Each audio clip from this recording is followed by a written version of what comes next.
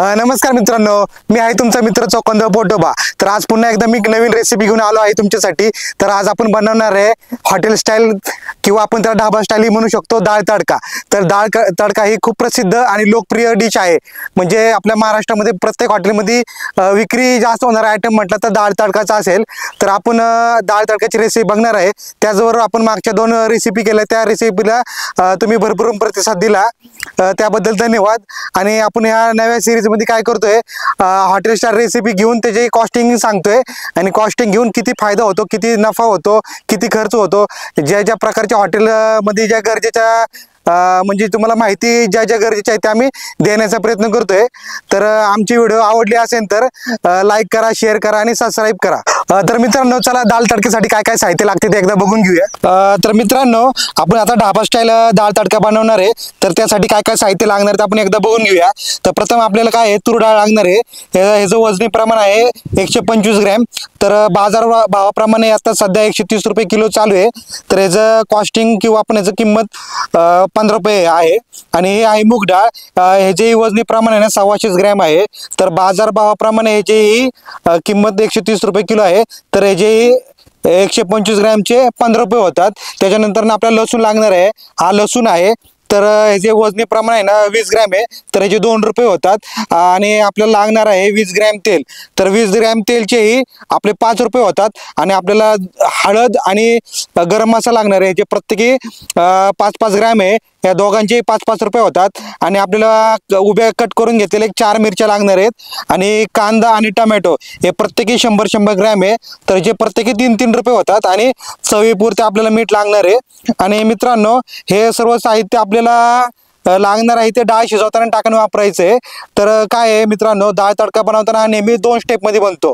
तर पहिल्यांदा आपण डाळ शिजून घेतो इतर घटकांबरोबर, आणि त्यानंतर आपण त्याला तडका देतो। तर आता आपण काय करायचं मित्रांनो, आपल्या ह्या दोन्ही डाळ आहेत या स्वच्छ पाण्याने धुवून घ्यायच्या आणि साधारण एक 15 ते 20 मिनिटं भिजत घालायच्या आहेत। त्यामुळे काय होईल की आपली डाळ पटकन शिजून जाईल।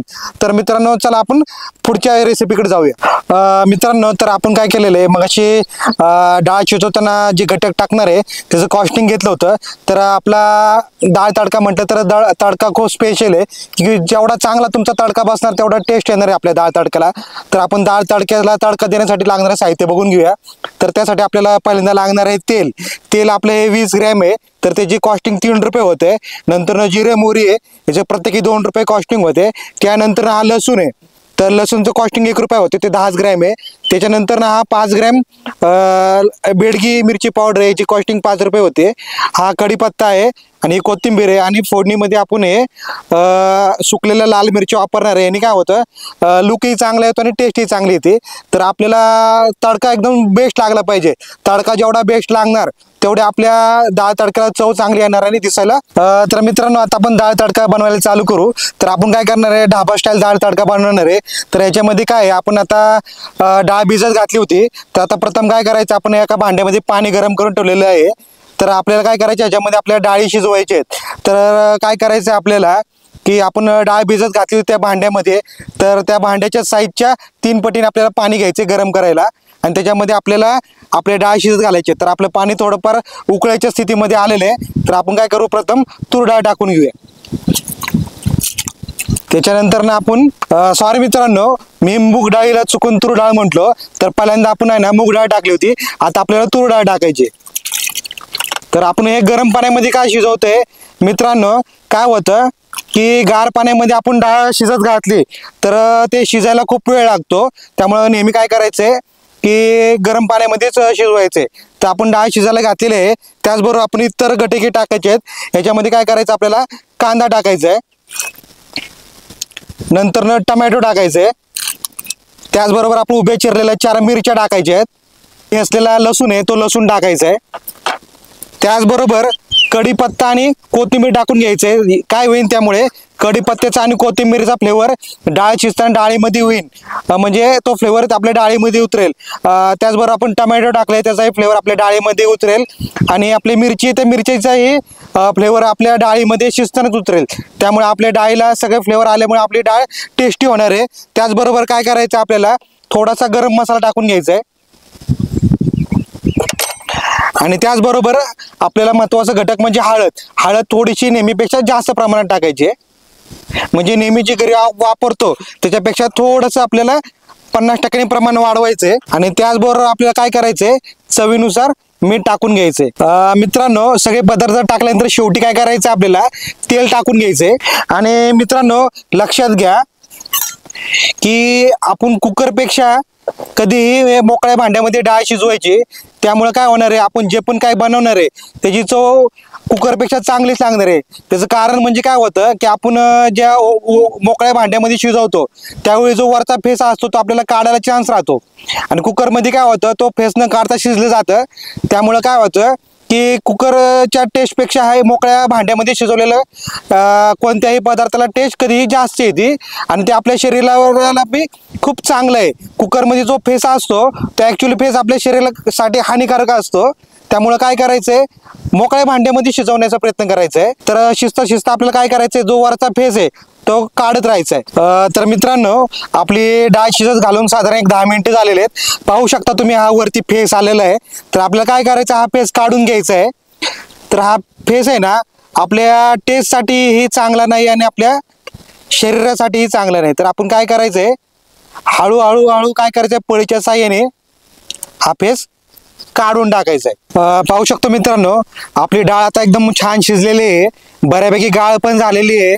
आपण टाकलेले टोमॅटो कांदा पण एकदम चांगले शिजलेले आहेत आणि फ्लेवर चांगले उतरले आहेत.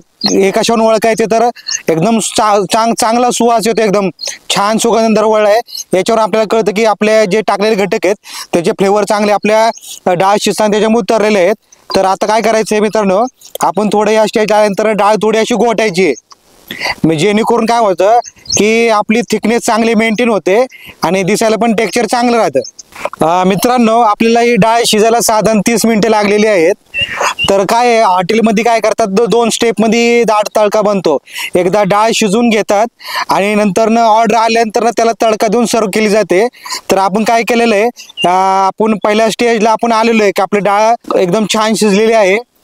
तर मित्रांनो, आपण आपल्या व्हिडिओमध्ये सर्व घटक आणि त्याचे वजनी प्रमाण आणि त्याची किंमत सर्व गोष्टी कव्हर केलेल्या आहेत. तर व्हिडिओच्या शेवटपर्यंत तुम्हाला पर प्लेट किती कॉस्टिंग पडलं हे सांगू आम्ही तुम्हाला. तर आपण काय केलं तर 125 ग्रॅम आपण तूर डाळ आणि 125 ग्रॅम मूग डाळ घेतली होती. त्याच्यापासून आपण एवढं बनवलेलं आहे आणि इतरही घटक त्याच्यामध्ये आपण टाकले. सगळे घटक मिळून आपल्याला साधारण किती खर्च आला आणि पर प्लेट किती खर्च आला हे तुम्हाला व्हिडिओच्या शेवटी आम्ही सांगू.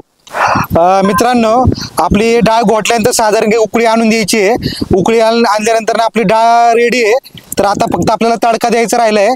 तर आपण तडका देऊन घेऊ. तत्पूर्वी तुम्ही ह्या डाळीचं टेक्स्चर बघू शकता.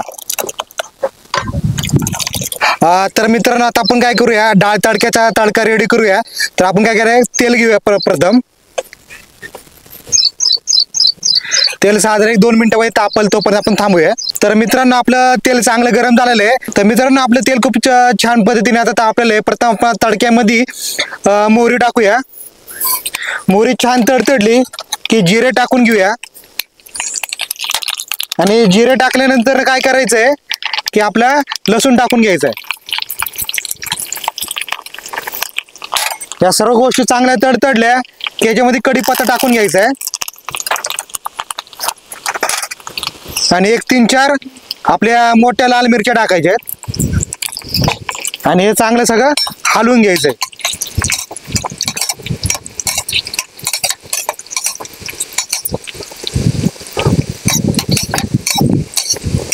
तडक्यामध्ये लसूण जेवढा चांगला भाजन ना तेवढी चांगली टेस्ट येणार आहे मित्रांनो.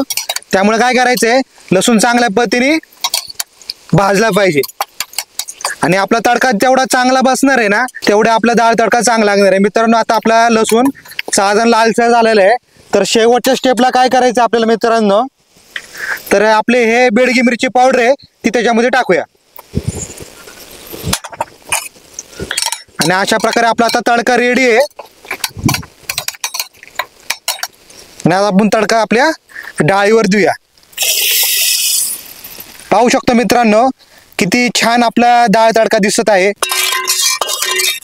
तर मित्रांनो, अशा प्रकारे आपला डाळ तडका रेडी आहे.